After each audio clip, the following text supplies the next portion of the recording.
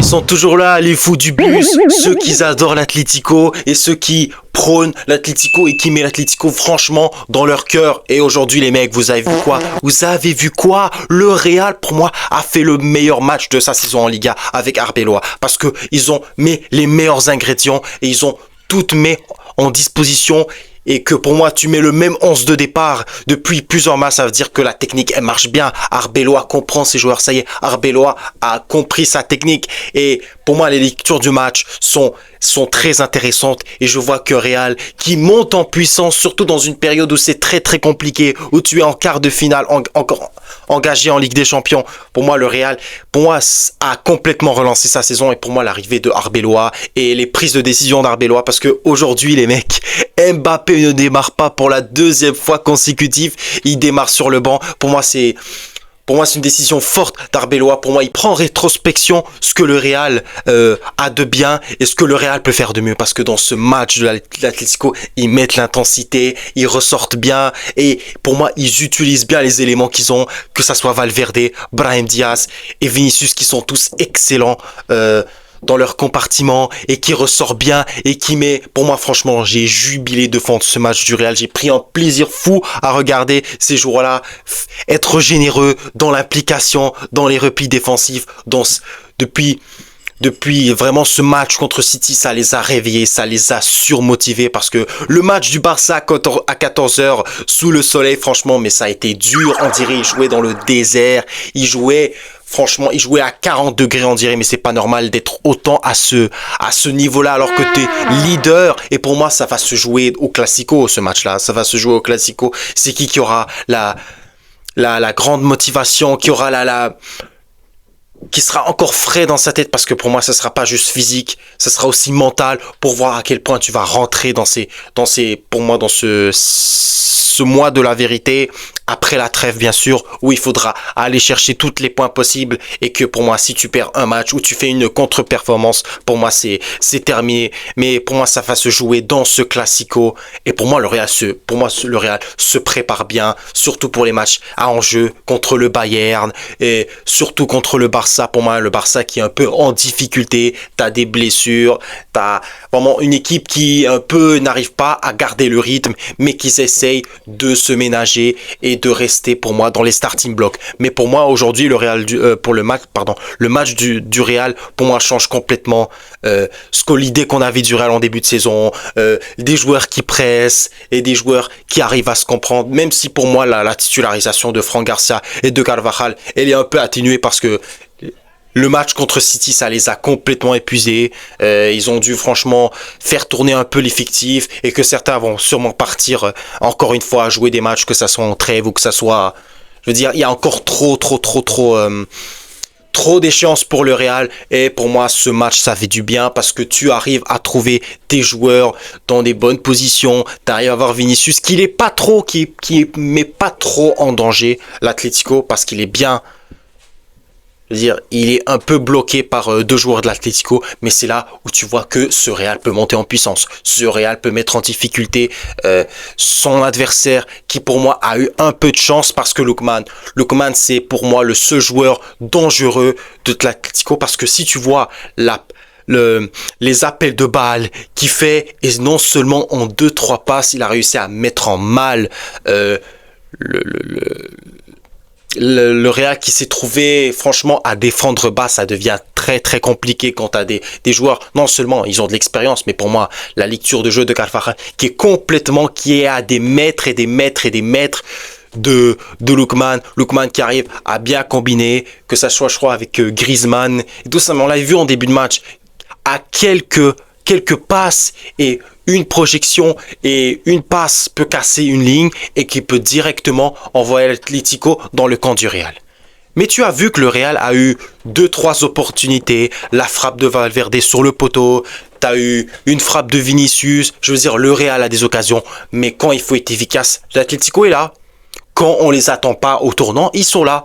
Et là, tu te dis que le Real, encore une fois, peut appuyer. Et ben, il continue de créer des occasions, mais tu vois que l'Atlético va garder son avance et va jouer tôt parce que c'est là où la deuxième mi-temps, pour moi, il y aura une très très grande importance. Tu entres au vestiaire. C'est pas la même chose quand tu entres au vestiaire à 1-0 parce que tu peux vite baisser l'intensité et c'est ce que l'Atlético a fait parce qu'en deuxième période, le Real vient avec un nouveau visage, un visage très différent, un visage d'une équipe qui a encore quelque chose à montrer parce que même si cette Liga reste très très loin d'être terminée, pour moi le Real Madrid a clairement les armes pour aller chercher cette Liga parce que tout ce qu'ils ont fait en deuxième période, pour moi, ça montre que c'est une équipe qui a énormément pris en maturité, que ça soit vraiment dans le jeu, dans l'implication et pour moi à l'image de l'action du penalty de Brahim Diaz qui vient.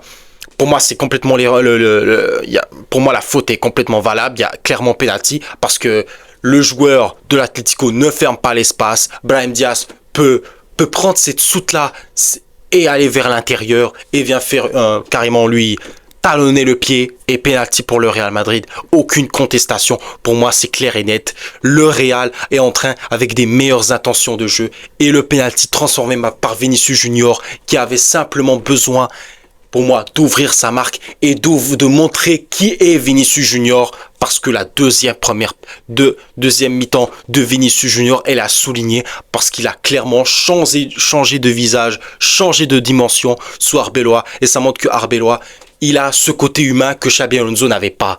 Et c'est là où tu vois que ce Real Madrid a complètement pris en maturité dans son jeu, pas juste dans le jeu, mais juste dans l'attitude, ce qui montre que pour moi, de battre City à l'aller comme au retour, c'est pas un hasard parce qu'il faut beaucoup de travail mental et physiquement, pour moi, c'est un changement, ça a changé complètement la dynamique du Real Madrid. Ils sont sur 4 victoires consécutives, toutes compétitions confondues et pour moi, ce match contre l'Atlético, c'est un effet miroir de plusieurs matchs où tu arrives à te mettre en confiance et tu vois le deuxième but magnifiquement joué, le pressing de Brahim Diaz qui fait pour moi un match fort dans l'implication, qui depuis certains temps, depuis Xabi Alonso n'avait pas ne jouait presque pas, mais là il joue presque tous les matchs et il est impactant dans les ressorties de balles et juste dans toutes les différences qu'il peut faire. C'est un Brahim Diaz que j'ai trouvé très très important dans le jeu du Real, dans les projections du Real. Et tu vois ensuite que tout simplement ces extraterrestres de l'Atlético n'ont clairement pas le niveau en Liga et que tu vois que cette Liga, ça se joue pas juste avec l'argent dépensé, avec les gros joueurs que tu amènes. C'est l'impact non seulement d'un collectif qui est très important parce que on dirait que ces joueurs de l'Atlético, ils défendaient dans l'espace, ils défendaient franchement ils défendaient, mais ils faisaient à semblant de défendre. Ils faisaient une présence. Ils étaient présents sur le terrain, mais n'apportaient strictement rien dans le pressing, tout ça. Mais quand ils sont là pour commettre des fautes et tout ça, et chialer, eh ben, ils peuvent se montrer très agressifs. Mais pour moi, dans le jeu, l'Atlético ne match pas, ne joue même pas dans la même cour que le Real. Parce que le deuxième but, le gros pressing de Valverde qui récupère le ballon et qui finit au fond des filets. Le Real est dans un temps fort. Le Real remonte en confiance et le Real montre la supériorité numérique, pas seulement au tableau d'affichage, les tirs, les expected goals, tout est important, mais il fallait renverser ce tableau d'affichage et le Real prend l'avantage. Et que là, Arbeloa se dit c'est le moment d'appuyer où ça fait mal parce que ce bloc de l'Atlético n'arrive plus à contenir la vivacité, l'énergie du Real et tu vois que les choses commencent à prendre des effets, surtout avec, pour moi, Arbeloa qui impose une vraie tactique, une vraie compréhension du jeu. Quand tu peux défendre, quand tu peux presser, tu peux attaquer ensuite. Parce que l'Atlético, même si tu as des opportunités en deuxième période, oui, qu'il y a une frappe de Molina qui arrive, mais des fois c'est sur des occasions comme ça, sur du danger comme ça où il faut fermer l'espace. Parce que pour moi la présence de Franck Garcia, comment ça se fait qu'il est à 2 mètres de lui et qu'il a le temps de déclencher la frappe et d'envoyer une bombe atomique qui pour moi franchement ça a pué le brûlé, ça pué le brûlé du côté de Franck Garcia. Il aurait pu faire mieux. Il aurait pu mettre son pied, faire un point, un signe d'opposition. Mais là, il a fait un signe de soumission devant Molina qui avait plus qu'à frapper. Et c'était le premier tir cadré en deuxième période. De croire que l'Atlético se base seulement sur la capacité aux ailiers de prendre, d'aller sur leur pied gauche et de rentrer vers l'intérieur et de pouvoir combiner avec un autre ailier. Mais pour moi, l'Atlético n'a clairement rien montré dans ce match-là. Et tu vois que le Real a quelque chose à prouver. Le Real a quelque chose à prouver depuis cette débâcle en septembre. Si vous vous souvenez, le Real devait montrer un meilleur visage. Et ça a été le cas. Parce que tu as l'entrée d'Alexander-Arnold qui fait du bien. L'entrée d'Mbappé et d'Alexander-Arnold qui a mis une nouvelle énergie, une nouvelle dynamique. Parce que là, ils peuvent rentrer dans ce dernier quart d'heure en étant sûr qu'avec Mbappé et Alexander-Arnold, tu peux amener de la vitesse, tu peux amener plusieurs options parce que maintenant Mbappé, on sait bien que sur le côté, il a clairement toutes les qualités pour créer du danger. Un décalage, mais tu vois, premier ballon de Trent Alexander-Arnold qui envoie directement sur Vinicius en première intention, qui rentre sur son pied, sur son meilleur pied et qui vient complètement envoie une frappe exceptionnelle et Vinicius Junior, il a clairement retrouvé des couleurs et qui a retrouvé quelque chose qu'on n'aurait jamais cru et cette année 2026 et c'est à son image, il est là dans les meilleurs moments du Real Madrid, c'est lui, il crée les buts, il fait les buts, il fait tout pour montrer à quel point c'est un joueur extraordinaire et on voulait revoir ce Vinicius Junior et voilà, le Real reprend l'avantage quand tu as des joueurs qui sont là à tout donner sur le terrain, à mettre au mal l'Atlético. Tu ne peux qu'être fier et admiratif du travail d'Arbeloa. Et pour moi, ça a porté fruit. Ça a porté fruit parce que même, il y a eu des injustices. Il y a plusieurs choses qui ont été dites sur le Real Madrid. Et vous le voyez sur la télévision. Ce Real est clairement injouable. Injouable.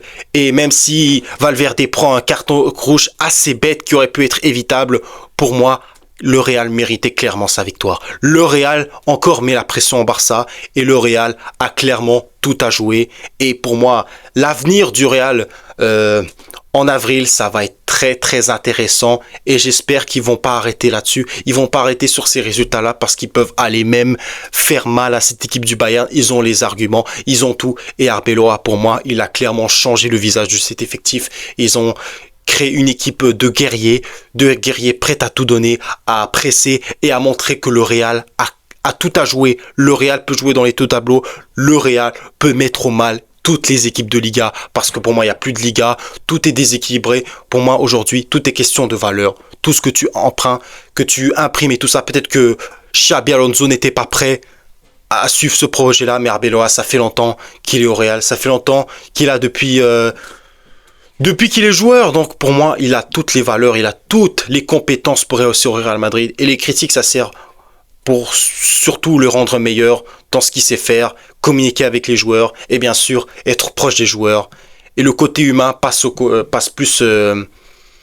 au-dessus du côté professionnel parce que c'est là où on montre l'humain qu'il est et que l'équipe qui vient de créer pour moi, elle peut aller surprendre le Barça au Camp Nou. Peut-être dans quelques semaines, pour moi, tout est possible. Vous l'avez vu aujourd'hui, le Real, c'est une très très grande équipe. Et ils l'ont montré. En tout cas, dites-moi dans les commentaires ce que vous avez pensé de ce match du Real. En tout cas, n'oubliez pas de liker, de commenter et de vous abonner. D'ici là, on se capte très bientôt. La défaite n'existe pas. On s'en fout les mecs. Ciao!